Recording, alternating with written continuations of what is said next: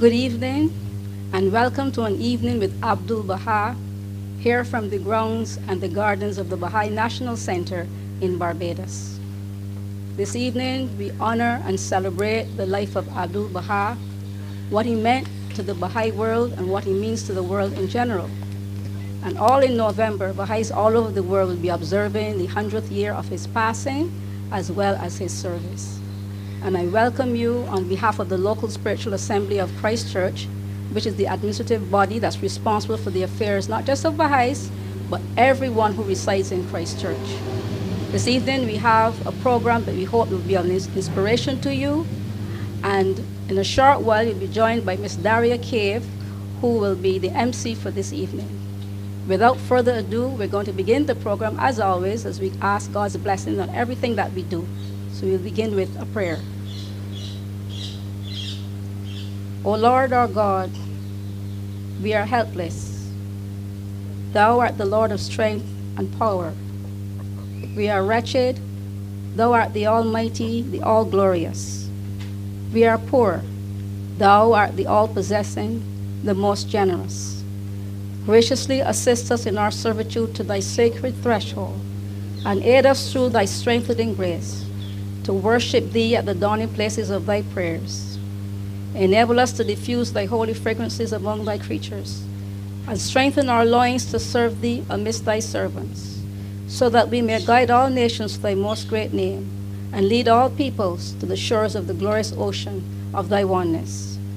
O Lord, deliver us from the attachments of the world and its people, from the transgressions of the past, and from the afflictions yet to come, that we may arise to exalt thy word with the utmost joy and radiance, and celebrate thy prayers in the daytime and in the night season, that we may summon all people to the way of guidance, and enjoin them to observe righteousness, and that we may chant the verses of thy unity amidst all creation. Potent art thou to do what pleaseth thee. Thou art verily the Almighty, the most powerful.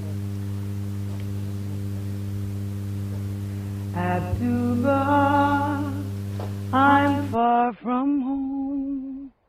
The road is dark. I'm all alone. Hold thou my hand. Hold thou my hand. Abdu'l-Baha,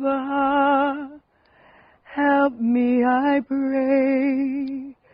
From lest I go astray. Hold thou my hand, hold thou my hand. Abdu'l-Baha, oh dearest friend, help me to reach my journey's end.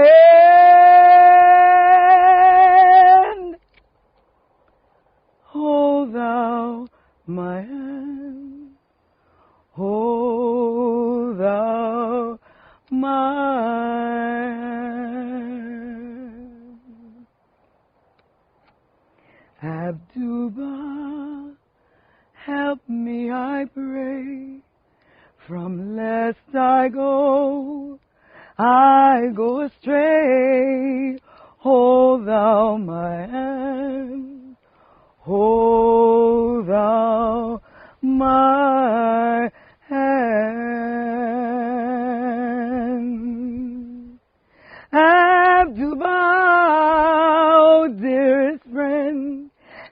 help me to reach my journey's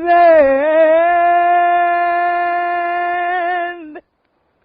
Hold thou my hand, hold thou my hand.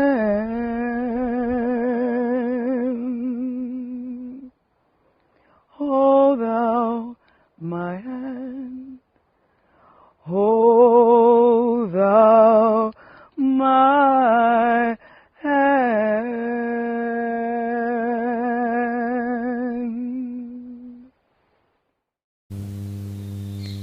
Welcome, friends. I'm so very happy to see you all. I'll be your MC for today's wonderful program, An Evening with Abdu'l-Baha. I want to thank the local spiritual assembly of Christchurch for putting this program so lovingly together. An Evening with Abdu'l-Baha. Today we'll be certainly blessed with contributions from around the world celebrating Abdu'l-Baha. Some joyous song, some of the writings of the Baha'i faith, an all-round exquisite evening. For our friends who are our guests today, the central figures of the Baha'i faith, Baha'u'llah, the glory of God, lived between the years 1817 and 1892. He's the prophet founder of the Baha'i faith, and Baha'is understand Baha'u'llah to be the latest, not the last, of the messengers of God. He taught the principles of the oneness of God, oneness of the major religions, as a system of progressive revelation, unfolding to humanity as it evolves, and the oneness of humanity. For these claims and teachings, he suffered 40 years of imprisonment and was exiled from Iran to Akka, in the Holy Land, where he passed away. The Bab, meaning the gate, lived from 1819 to 1850. He was the forerunner of Baha'u'llah, much like John the Baptist was for Christ. He prepared the people for the coming of Baha'u'llah. The Bab declared his mission in 1844 in Iran. After 6 years of suffering and imprisonment, he was put to death for his claim. Over 20,000 of his followers were also killed for their beliefs. Abdu'l-Baha, servant of Baha, lived from 1844 to 1921. He was the eldest son of Baha'u'llah. He was appointed successor to the Baha'i faith. Abdu'l-Baha traveled much of the world, gifting humankind with the writings, the teachings of the Baha'i faith. Then Shoghi Effendi, the guardian of the Baha'i faith, lived from 1897 to 1957. After the passing of Abdu'l-Baha, the leadership of the Baha'i community entered a new phase, evolving from that of a single individual to an administrative order founded on the twin pillars of the guardianship and the Universal House of Justice. Since 1963, the Universal House of Justice directs the spiritual and administrative affairs of the Baha'i international community. It protects the spiritual inheritance bequeathed to it by promoting the attainment of those spiritual qualities which should characterize Baha'i life individually and collectively, preserving the Baha'i sacred texts and safeguarding their inviolability, defending and protecting the Baha'i community, preserving and developing the world spiritual and administrative center of the Baha'i faith. Abdu'l-Baha. He brought to the world Baha'u'llah's message, the unity and oneness of mankind, that there is only one God, that all of the world's religions represent one changeless and eternal faith of God, and that all humanity is one race. Destined to live in peace and harmony. The Baha'i faith provides a universal structure through which peace can be obtained and established in this age. Now, sit back, please, and watch how belief in God transcends reality. Ladies and gentlemen, the mystery of God.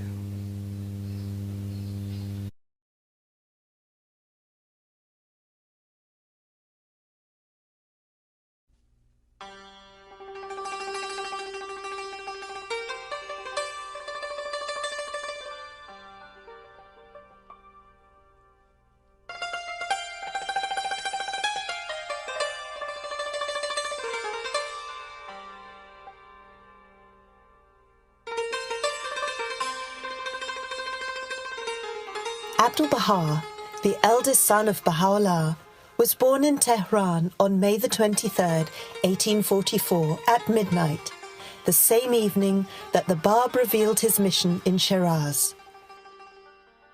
He was named Abbas after his grandfather, but later in life took the name Abdu'l-Baha, the servant of the glory. Abdu'l-Baha was barely 3 months old when Mullah Hussein brought to Tehran a scroll of the Bab's writings and presented it to Baha'u'llah. Baha'u'llah's acceptance of the Bab's message was immediate and unconditional. At once, he began to promote the new teachings in his home province of Nur in Tehran. Thus, from the earliest months of infancy, Abdu'l-Baha was raised in the light and shelter of a fresh revelation of God's grace to humankind. His early childhood was a very happy one. The home of Baha'u'llah became a center for the early believers in the Bab's faith. Tahireh was a frequent visitor to Baha'u'llah's home, and she often used during her short visits to take the child on her knee and speak with him. He admired her most deeply. One visit of Tahireh's Abdu'l-Baha remembered with special clarity. He was sitting on her knee in his mother's private parlor. As the door of the room was open, they could hear, from behind the curtain, the voice of Vahid, who was talking and arguing with his father with fervor and eloquence about the signs and verses that bore witness to the advent of the new manifestation. Suddenly, Tahireh interrupted Vahid and, raising her voice, vehemently declared, "O Yahya, let deeds, not words, testify to thy faith if thou art a man of true learning. Cease idly repeating the traditions of the past, for the day of service, of steadfast action is come. Now is the time to show forth the true signs of God, to rend asunder the veils of idle fancy, to promote the word of God and to sacrifice ourselves in his path. Let deeds, not words, be our adorning."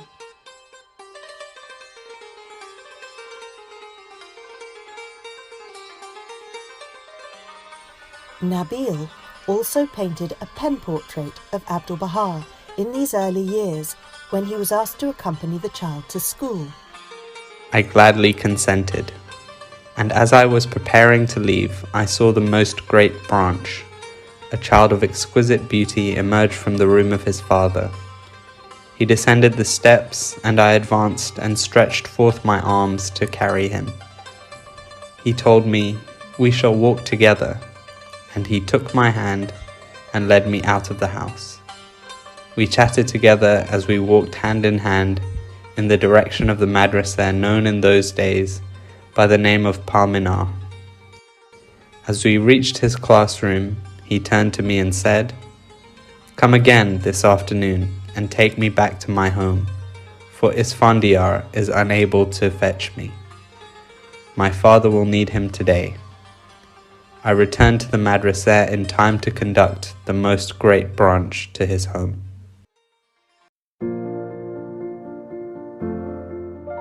When the searing summer heat and the fear of cholera emptied the great houses of Tehran, Baha'u'llah often took his family to a villa on the cool and wooded slopes above the city, or to their ancestral home in the village of Takur. The house was surrounded with a beautiful garden filled with flowers, fruit trees and flowering shrubs. It was here the young Abdu'l-Baha and his sister spent many happy hours. It was most probably here that Abdu'l-Baha learned to ride, a sport in which he delighted and in which he excelled.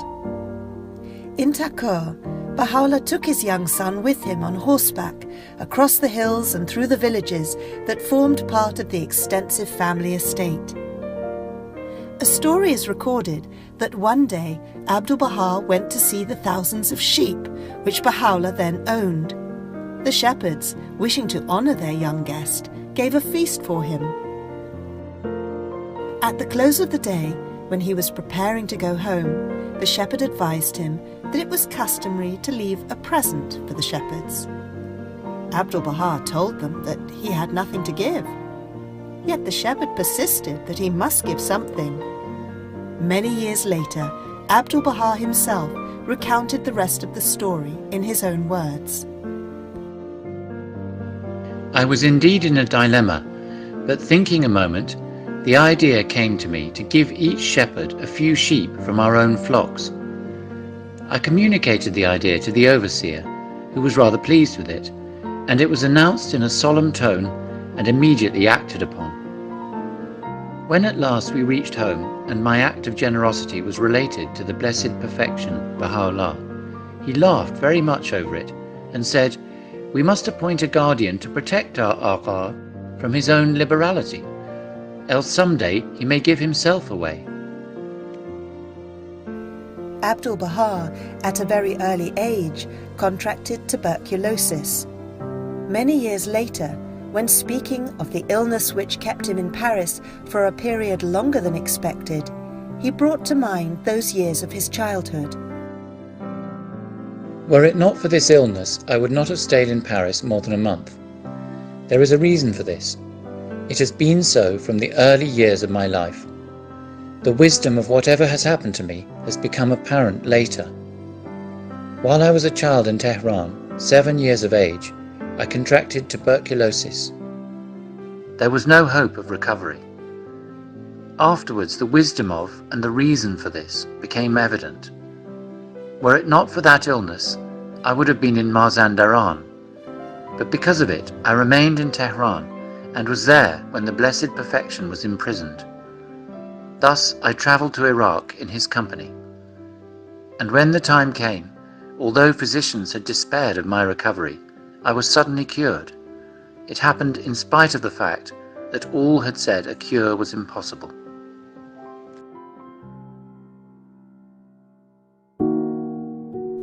Abdu'l-Baha was only 8 years old when, in the wake of a desperate and futile attempt on the life of Nasruddin Shah by 2 half-crazed men, Baha'u'llah was imprisoned and the Babis were ferociously persecuted. Baha'u'llah's house was pillaged, his lands and goods were confiscated, and his family reduced from opulence to penury. One day while in Europe, Abdu'l-Baha recalled the sufferings of those bleak times. In Tehran, we possessed everything at a nightfall, and on the morrow we were shorn of it all, to the extent that we had no food to eat. I was hungry, but there was no bread to be had. My mother poured some flour into the palm of my hand, and I ate that instead of bread. At that time of dire calamities and attacks mounted by the enemies, I was a child of 8. They threw so many stones into our house that the courtyard was crammed with them. Mother took us for safety to another quarter and later asked me to go to my aunt's house and ask her to find us a few coins. I went, and my aunt did what she could. She tied a coin in a handkerchief and gave it to me. On my way home, someone recognized me and shouted, "Here is a Barbie!" Whereupon the children in the street chased me. I found refuge in the entrance to a house and stayed there until nightfall. When I came out, I was once again pursued by the children, who kept yelling at me and pelted me with stones. When I reached home, I was exhausted. Mother wanted to know what had happened to me. I could not utter a word and collapsed.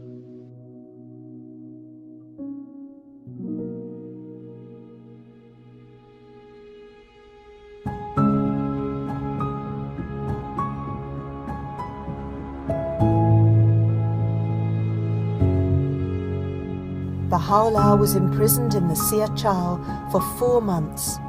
Asiya Khanum, the mother of Abdu'l-Baha, was able, with the help of a relative, to obtain 2 small rooms for rent near the prison for herself and her children.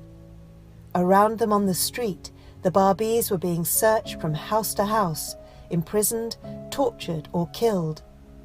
Bahia Khanum left us a vivid memory of those terrible days. We 3 children were locked in the house, hugging our mother.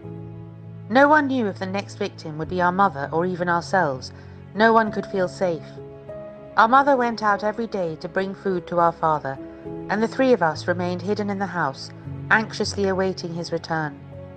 I was only 6 years old, and I held in my arms, which were not so strong, little Mirza Mehdi. Abdu'l-Baha suffered greatly from being away from his father. He later recounted, They sent me with a black servant to his blessed presence in the prison. The warders indicated the cell, and the servant carried me in on his shoulders. I saw a dark, steep place. We entered a small, narrow doorway and went down 2 steps, but beyond those one could see nothing. In the middle of the stairway, all of a sudden we heard his blessed voice, "Do not bring him in here." And so they took me back. We sat outside, waiting for the prisoners to be led out. Suddenly they brought the Blessed Perfection out of the dungeon. He was chained to several others. What a chain! It was very heavy. The prisoners could only move it alone with great difficulty. Sad and heartrending it was.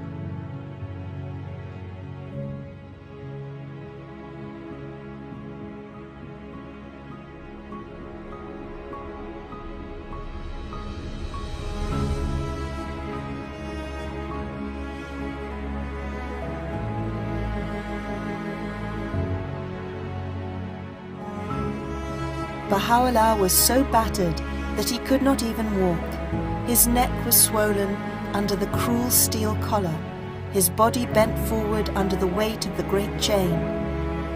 The sight of his beloved father in those miserable conditions struck the tender heart of the very young Abdu'l-Baha, who, overwhelmed by shock and pain, fainted to the ground and was carried away lifeless.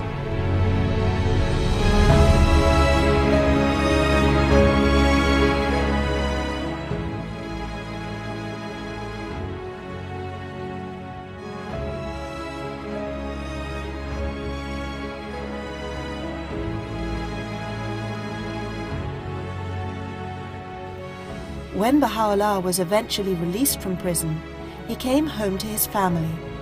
He was unrecognizable. However, no sooner was the reunion achieved than the family suffered another cruel separation.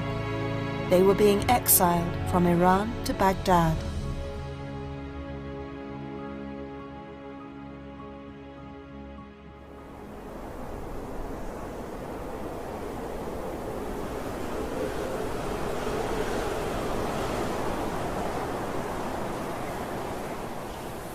The small party of exiles left Tehran on a bitterly cold winter morning.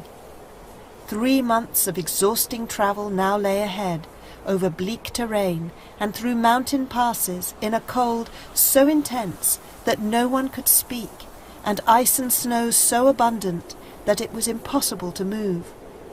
They were all insufficiently clothed and suffered keenly from exposure. Abdu'l-Baha in particular was very thinly clad.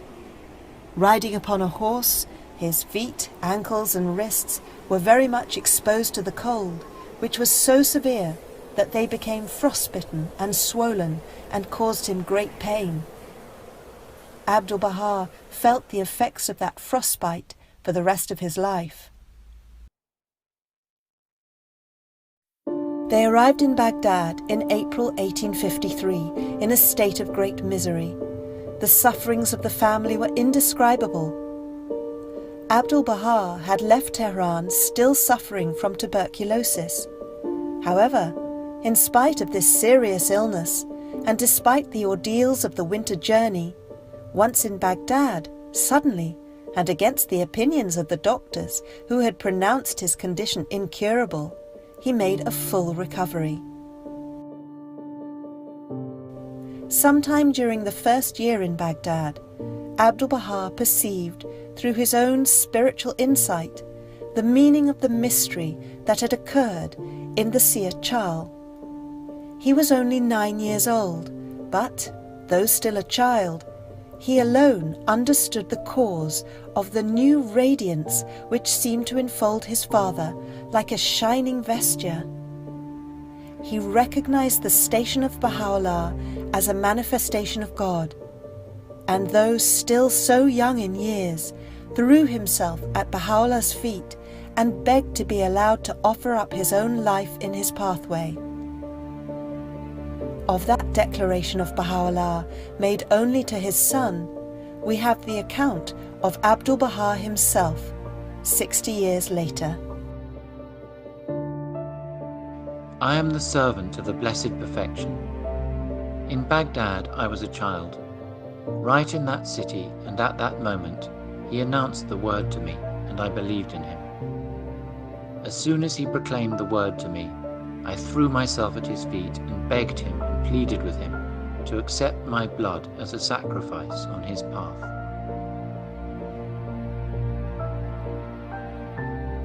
The sacrifice, at least of his life, was accepted and lasted for 57 years of prison and exile, in the restriction of which he was faithful to his servitude to God and to man, as incessant as the heartbeat.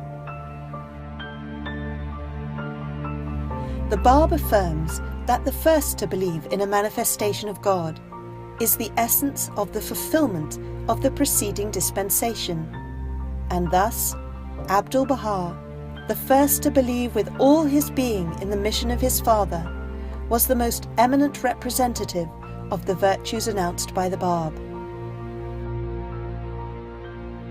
Already in his young life, Abdu'l-Baha had experienced bitter persecution, homelessness, and utter impoverishment. But when his beloved father went away to Sulaymaniyah, Abdu'l-Baha was desolate. He fell into great despondency. He would go away by himself, and when sought for, he would be found weeping, often falling into such a deep grief that no one could console him. His chief occupation was copying and committing to memory the tablets of the Bab. His childhood and youth was in all respects unusual. Horseback riding was the only diversion of which he was fond. Bahia Khanum, the sister of Abdu'l-Baha, has recounted, A year or more passed, when there came news of a dervish living in Sulaymaniyah. Abdu'l-Baha was quite certain that his father would return. The next day my father walked into the house. We hardly knew him. His beard and hair were long and matted. He really was a dervish in appearance. The meeting between my brother and his father was the most touching and pathetic sight I have ever seen. Abbas Effendi threw himself on the floor before him and kissed and embraced his feet, weeping and crying, "Why did you leave us? Why did you leave us?" while the great uncouth dervish wept over his boy. The scene carried a weight not to be expressed in words.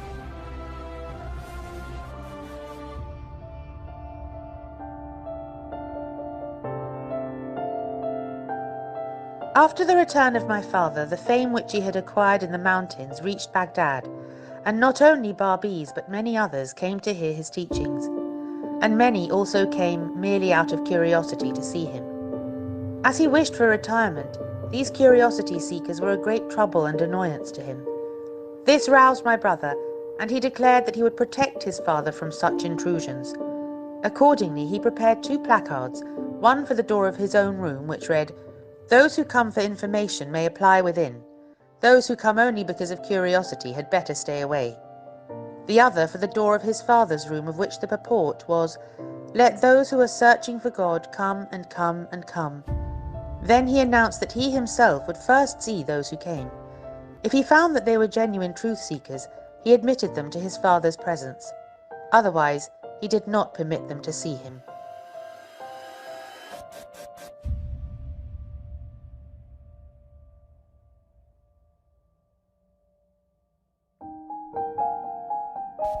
Abdu'l-Baha's days of formal schooling ended abruptly with the arrest and exile of Baha'u'llah, and he did not attend any school in Baghdad.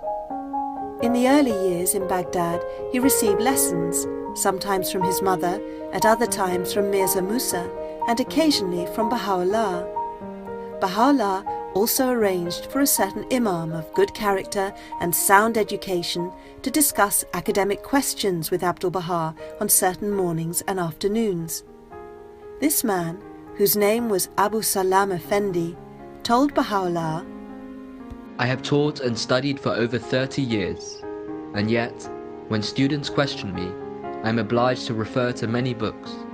Your accomplished child, on the other hand, is able to give explanations which have never occurred to me." Nabil has recorded the following explanation which Baha'u'llah gave to this learned man. The essence of the Most Great Branch is indicative of the essence of God. The Most Great Branch effortlessly comprehends scientific matters and perceives realities which others are incapable of fathoming. Even as the Bab who, with only a few pages of practice, was able to produce such exquisite handwriting. And although he spent no more than a few days in school, prolific was the divine knowledge which flowed from his heart. In the same way, as soon as some aspect of knowledge comes to the attention of the Most Great Branch, he comprehends it to a degree that no scholar, however competent, can ever match. During these years, Abdu'l-Baha went regularly to the mosque and discussed with doctors and scholars.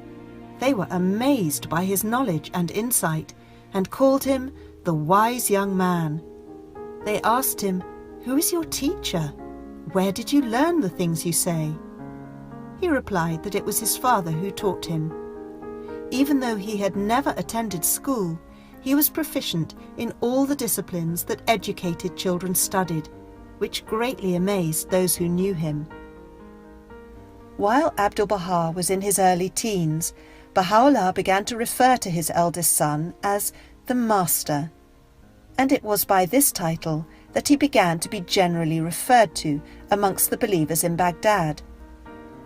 Mirza Mahmud-i Kashani recounts the following incident which took place in Baghdad. I recall one day when Baha'u'llah was in a garden, which he occasionally used to visit. Someone referred to a certain individual as Agha. On hearing this, Baha'u'llah was heard to say with a commanding voice, "Who is Agha? There is only one Agha, and he is the Most Great Branch."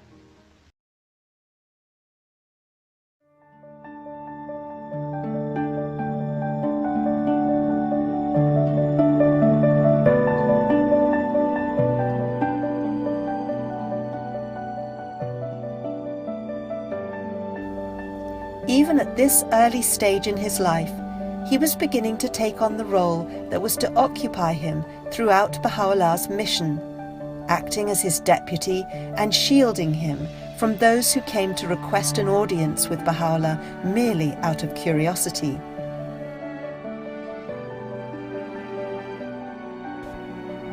In those years, Baha'u'llah also gave Abdu'l-Baha the title Mystery of God. In describing the role of Abdu'l-Baha as the center of the covenant, Adib Tahazadeh writes, "It would be a mistake to consider Abdu'l-Baha as an ordinary human being who persevered in his efforts until he emptied himself of selfish desire and consequently was appointed by Baha'u'llah as his successor. Such a concept is contrary to the belief of those who have embraced the faith of Baha'u'llah. Abdu'l-Baha was created by God for the sole purpose of becoming the recipient of God's revelation in this age. We shall never know his real station because he was the mystery of God, a title conferred upon him by Baha'u'llah. He was the priceless gift of Baha'u'llah to mankind.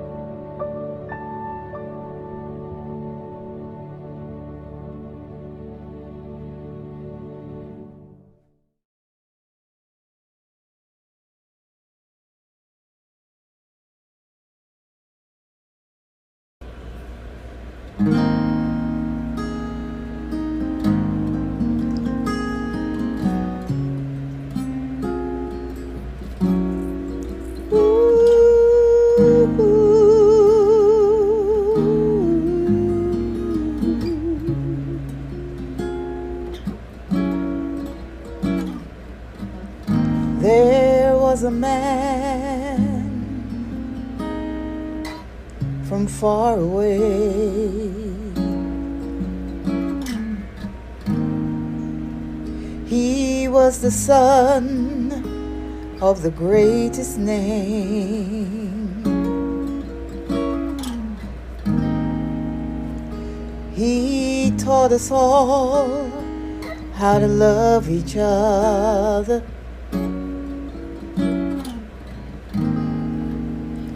He showed us all the righteous way, the perfect example, the greatest servant of all, Abdu'l-Baha,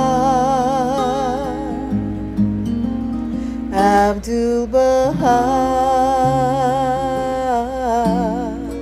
Abdu'l-Baha, Abdu'l-Baha.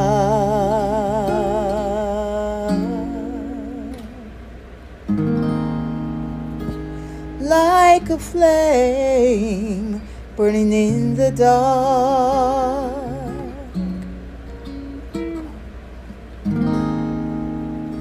he lit the way, he showed me the path. Yes, he did. And everywhere he went, he showed love to all, attracted the hearts of men to heed his Father's call. The perfect example, the greatest servant of all, Abdu'l-Baha, Abdu'l-Baha, Abdu'l-Baha,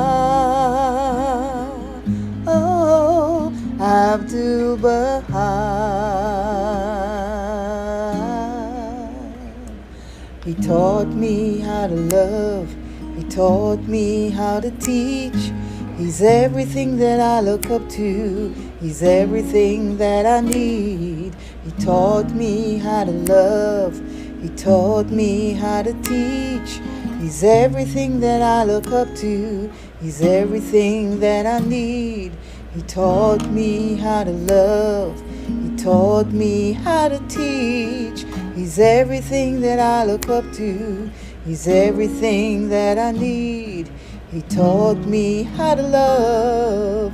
He taught me how to teach. He's everything that I look up to.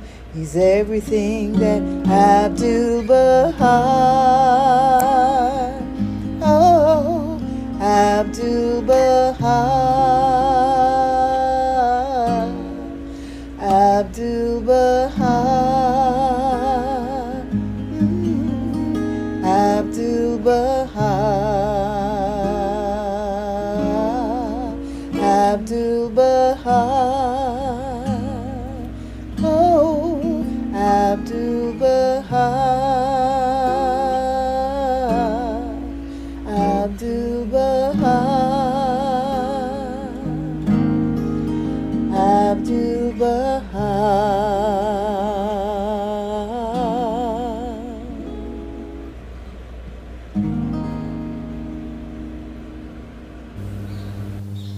Abdu'l-Baha certainly showed us how to believe, showed us how to transcend reality with belief.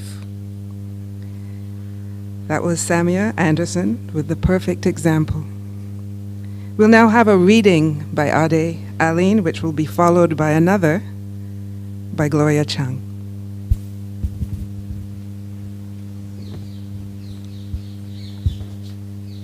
Selections from the writings of Abdu'l-Baha. O peoples of the world, the Sun of Truth hath risen to illuminate the whole earth and to spiritualize the community of man. Laudable are the results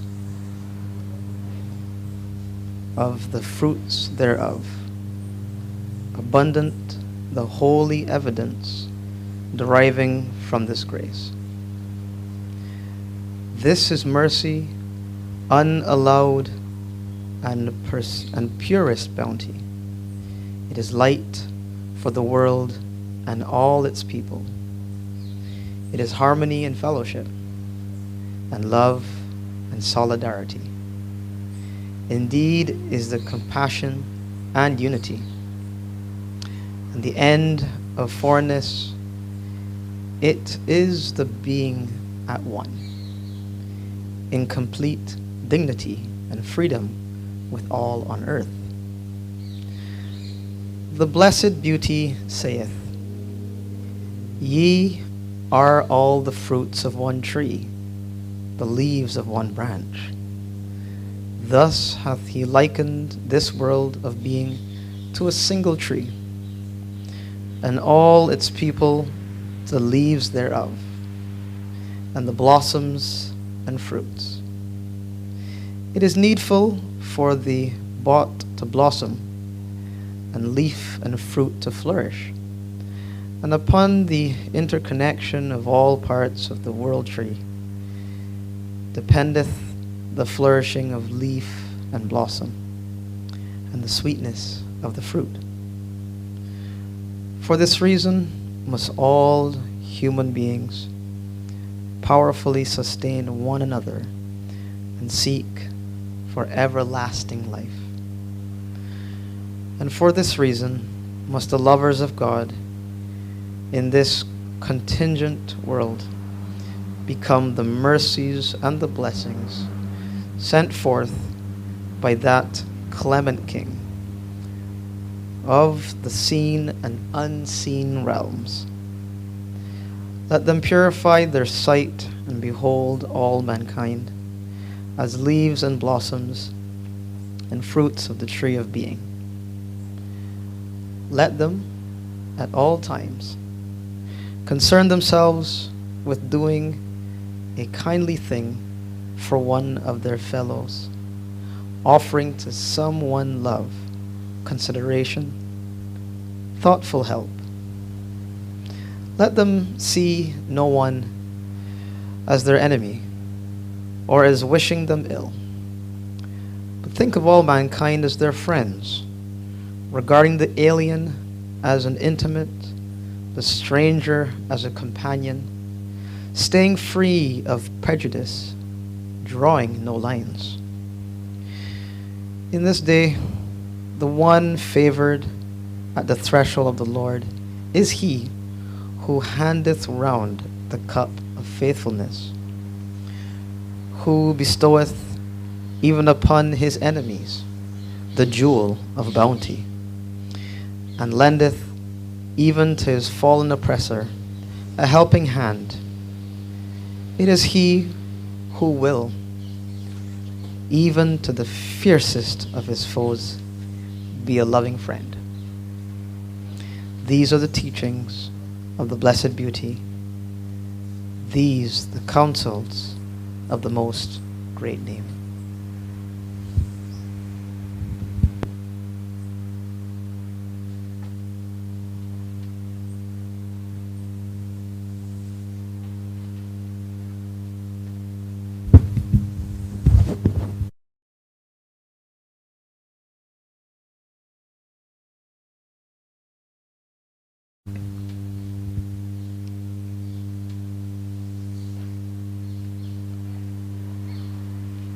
The faith of the Blessed Beauty is summoning mankind to safety and love, to amity and peace.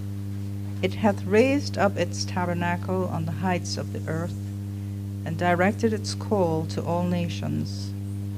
Wherefore, O ye who are God's lovers, know ye the value of this precious faith. Obey its teachings, walk in this road that is drawn straight, and show ye this way to the people. Lift up your voices and sing out the song of the kingdom. Spread far and wide the precepts and counsels of the loving Lord, so that this world will change into another world, and this handsome earth will be flooded with light, and the dead body of mankind will arise and live, and so that every soul will ask for immortality through the holy breaths of God. The mystery of God. Titles of Abdu'l-Baha, written by Elika Mahoney.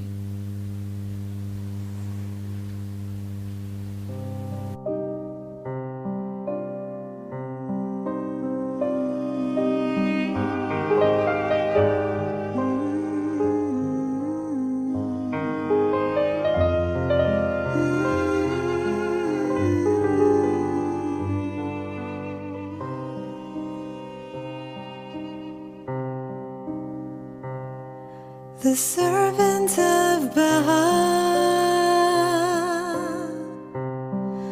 the mystery of God,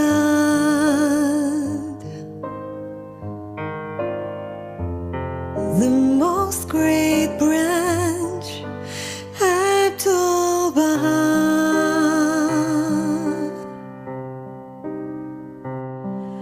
the stainless mirror of his life, the unerring interpreter of his word,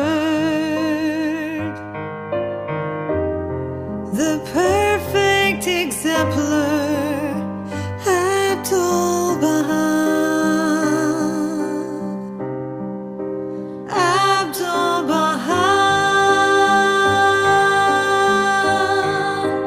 Abdu'l-Baha,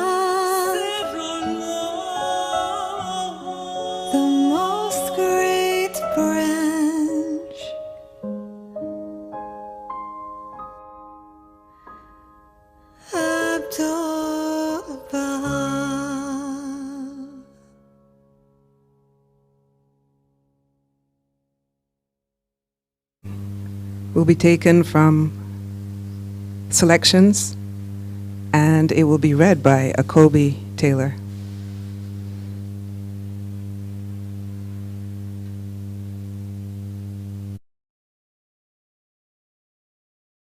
My qualification is Abdu'l-Baha. My reality is Abdu'l-Baha. My praise is Abdu'l-Baha. Thraldom to the blessed perfection is my glorious and refulgent diadem, and servitude to all the human race my perpetual religion.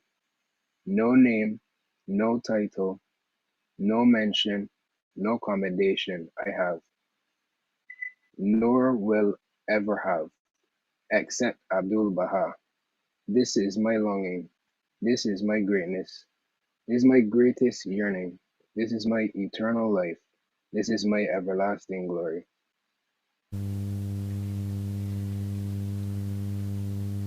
The beloved of the Lord must stand fixed as the mountains, firm as impregnable walls.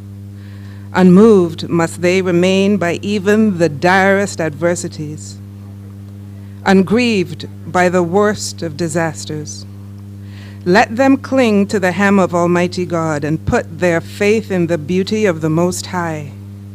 Let them lean on the unfailing help that cometh from the ancient kingdom, and depend on the care and protection of the generous Lord. Let them at all times refresh and restore themselves with the dews of heavenly grace, and with the breaths of the Holy Spirit, revive and renew themselves from moment to moment. Let them rise up to serve their Lord, and do all in their power to scatter his breathings of holiness far and wide.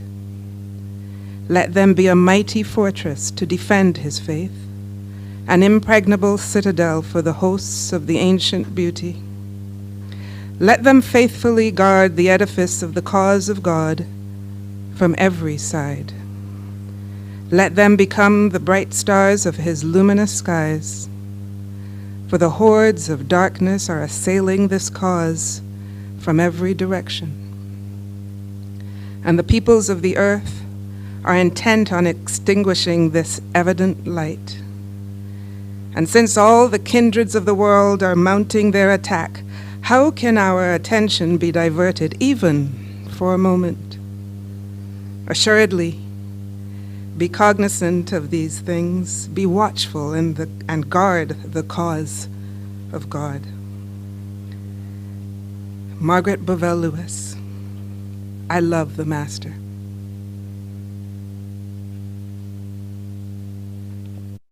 I love the Master loves me. He shows me how Baha'i should be, trusting in God faithfully. That is how Baha'i should be. I love the Master loves me. He shows me how Baha'i should be, praying for guidance constantly. That is how Baha'i should be. I love the Master loves me. He shows me how Baha'i should be. God's will, not my will, my prayer will be. That is how Baha'i should be. That is how Baha'i should be. Yes, that is how Baha'i should be. Thank you, Margaret. And now we'll have from Jamaica, Julian Rogers zooming in with two stories of Abdu'l-Baha.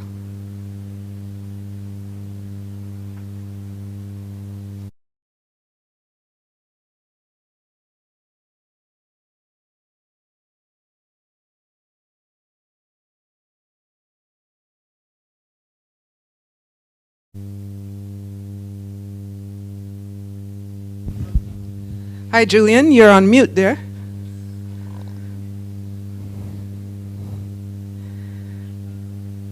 We want to hear that wonderful voice. Not yet?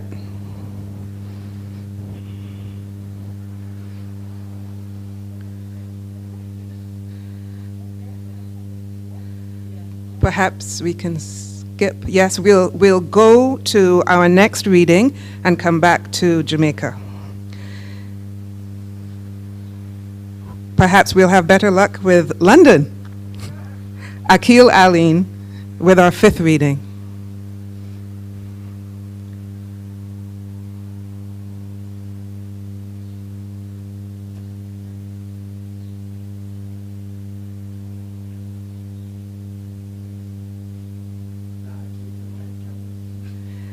Akil, please turn on your camera.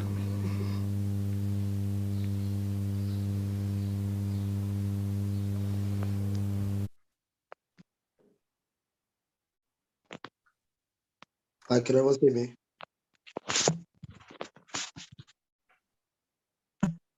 Soon will your swiftly passing days be over, and the fame and riches, the comfort, the joys provided by this rubbish heap, the world will be gone without a trace.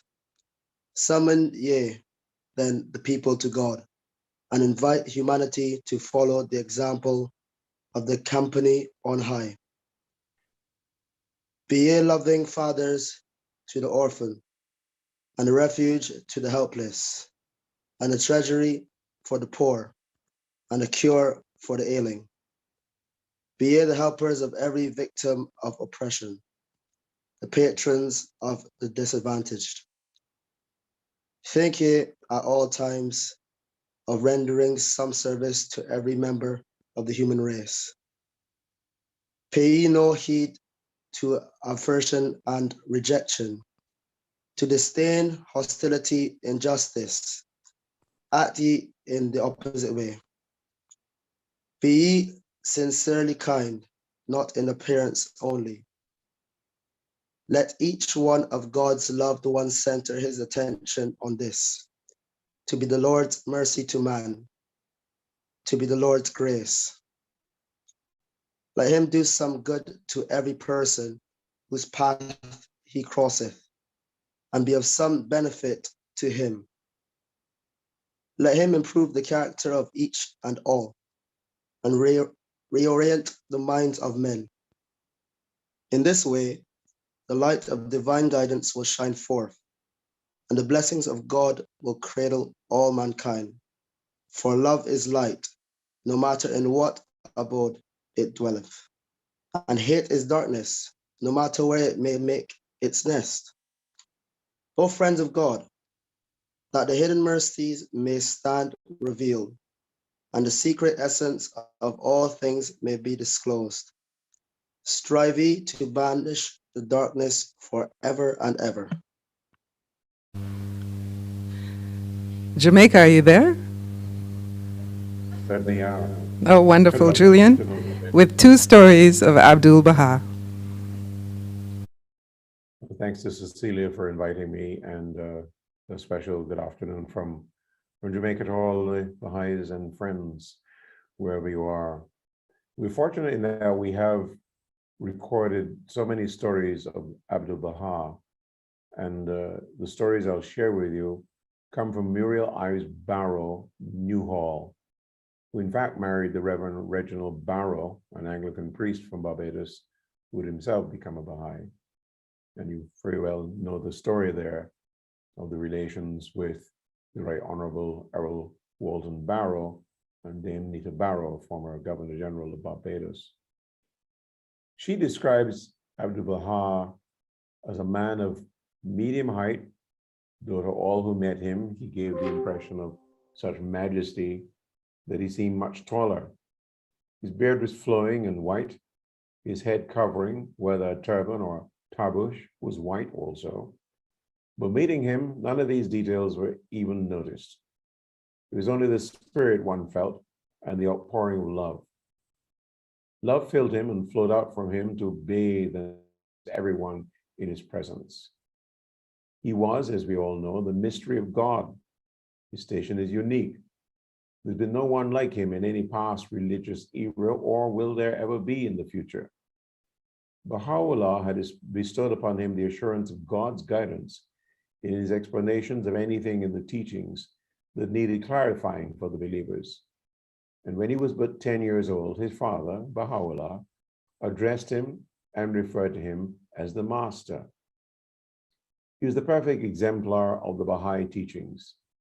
He lived by prayer and wished only to be known as Abdu'l-Baha, the seventh of the sevens. He made no mistakes. Yet with all this, he needed, as we all need, the constant attitude of prayer to renew and revivify him, and urging us ever upward. His constant adjuration was, "Do as I do, be as I am," which of course has been converted into such a wonderful Baha'i song. The second story, again recounted by her, says, at the time of Abdu'l-Baha's second visit to Newark, he spoke in my father's Brotherhood Church in Jersey City. And I might point out that her father was also a religious figure in the United States. Her father begged him to do this, and at once Abdu'l-Baha had consented, but he would not set a date. Father was eager and anxious that a date be definitely set, partly because the master was to leave New York again, this time for California, partly because he knew from experience that to have a successful meeting required publicity and announcements and invitations, all of which took time. So he began pressing Abdu'l-Baha for the date. Each time the master would smile gently, pause a moment to consult some inner knowledge, then shaking his head would murmur, "It is not yet known." Father, a not too patient man, urged in every way he could, but he get nothing more. And the date of Abdu'l-Baha's departure was approaching. Suddenly, early in one week, he announced he would speak the following Sunday. Father was frantic, only 4 or 5 days to publicize such an important event. But to his astonishment, there was plenty of time. Doors opened swiftly, one after the other. And when that Sunday evening came, the large hall that Father had rented for his Brotherhood Church was completely filled with the overflow standing along the back. Of course, Abdu'l-Baha spoke about brotherhood, true brotherhood, that transcended national boundaries and religious customs and practices, and paid no heed to the unimportant surface differences of skin color. So of what importance were these when it was the soul of a man that mattered in its relationship to the Spirit of God?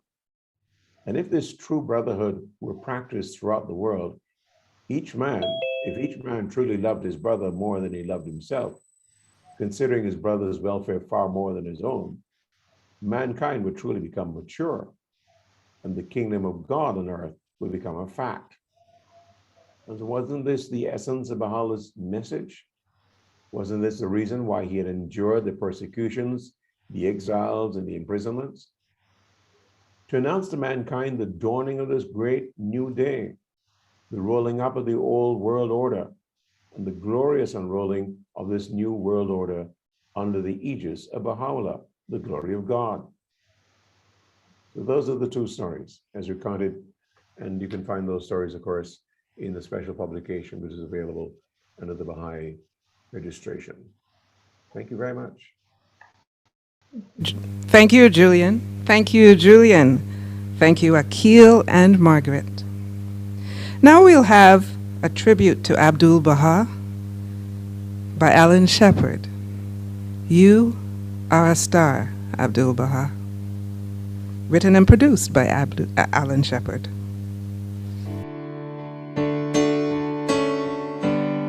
You are a star, Abdu'l-Baha.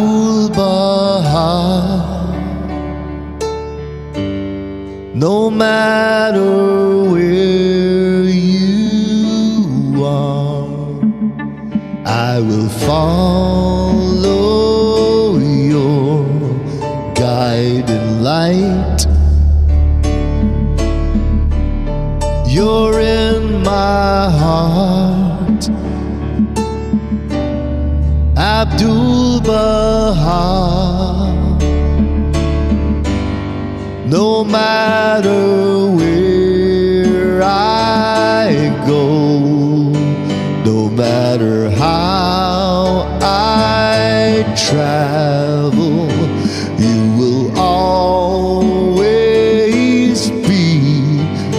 my guiding light. You are a star the world can see. When we all see your light, our hearts become your perfect love. Abdu'l-Baha, Abdu'l-Baha, you are a star. You are a star. You're in my life. I always call on you when life gets hard. You will see me through. Abdu'l-Baha,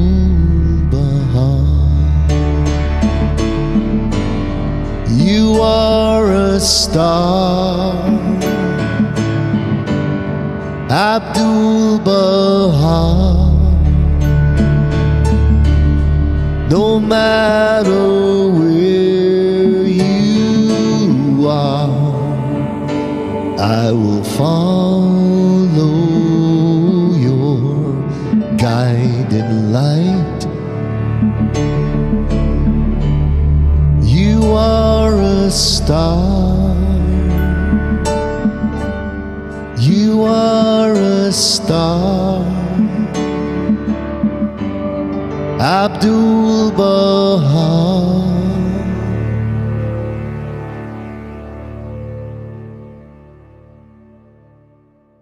Thank you, Alan. Thank you, Alan. A tribute to Abdu'l-Baha, you are a star.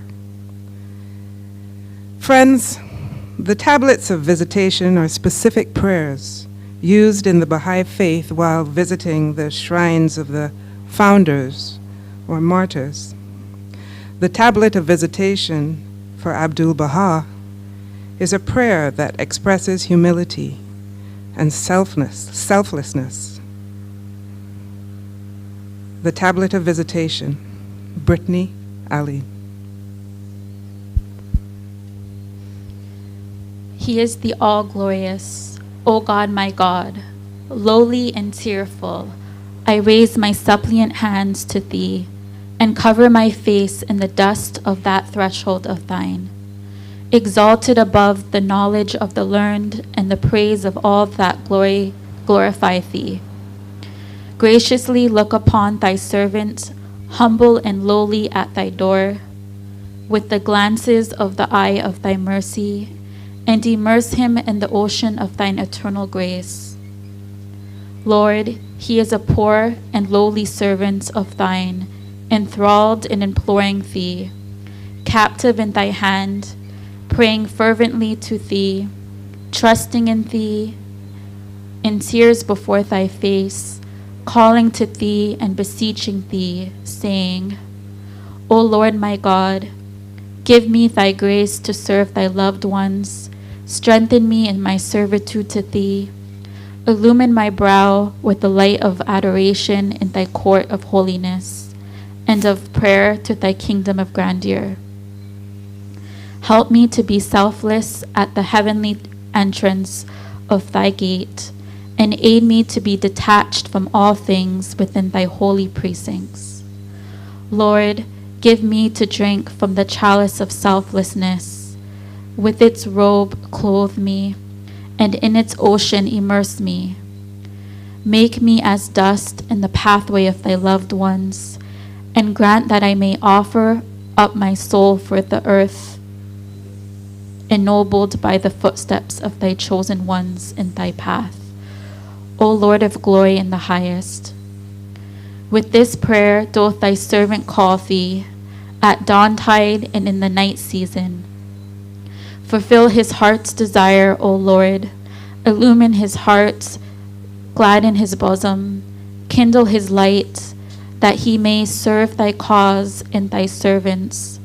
Thou art the bestower, the pitiful, the most bountiful, the gracious, the merciful, the compassionate. Abdu'l-Baha.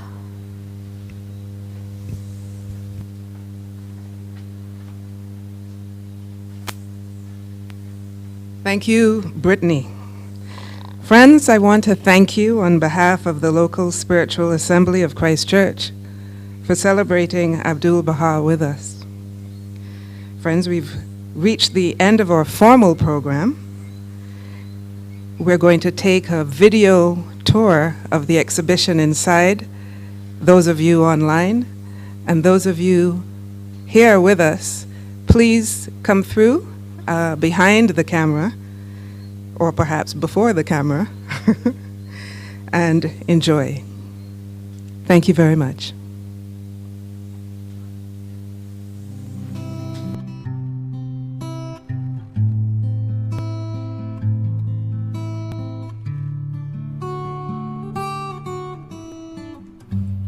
Bangkitlah, wahai manusia, dan dengan kekuatan Tuhan berazamlah untuk mendapatkan kemenangan ke atas dirimu sendiri, agar seluruh bumi dapat dibebaskan dan disucikan dari pengabdiannya kepada dewa-dewa hayalannya yang kosong.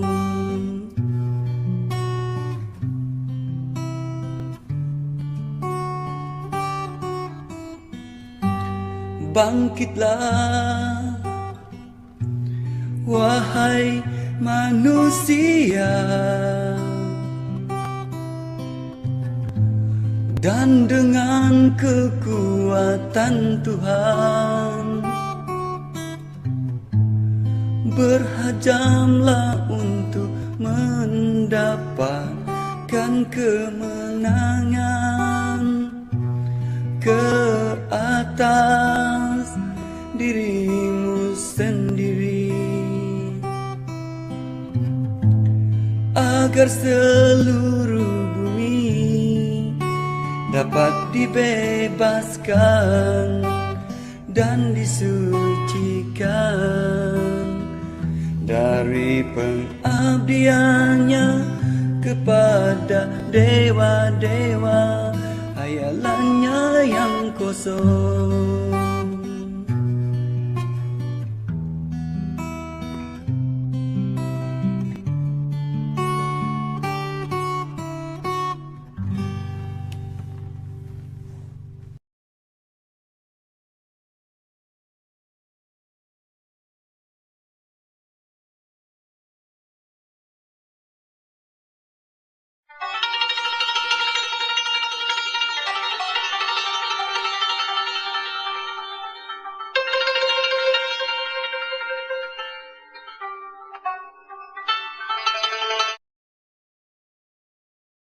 Some wonderful art there from the local Spiritual Assembly of St. Michael. Thank you. Thank you so very much. Now, there was a heck of a lot of support that put this lovely program together. I want to thank Jackie and Sam, Ramat and Ayo, and everyone really for putting this together. It was truly my privilege. My name is Daria Cave, and have a blessed evening.